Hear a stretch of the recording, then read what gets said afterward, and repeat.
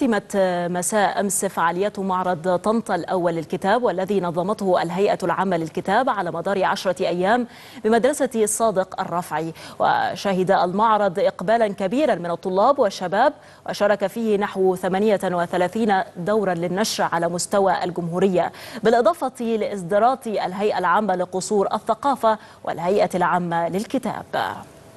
المعرض ده كان بمثابة عرس لمدينة طنطا ومحافظة الغربية ككل، إن أول مرة يحصل معرض طنطا الأول للكتاب.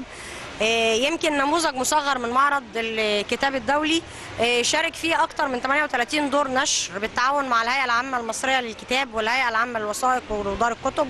حاجة كويسة جدا إن هو نعيد فكرة إن الإنسان يرجع يقرأ تاني، بدل لما العيال طول النهار ماسكين النت فبتبقى حاجة كويسة، ثقافة حلوة يعني، نرجع حاجات قديمة كده، العيل يقرأ كتاب، يقرأ قصة، بتبقى حاجة كويسة. والله هي فرصة حلوة، لأن إحنا بنروح القاهرة نحضر المعرض بتاع مدينة نصر.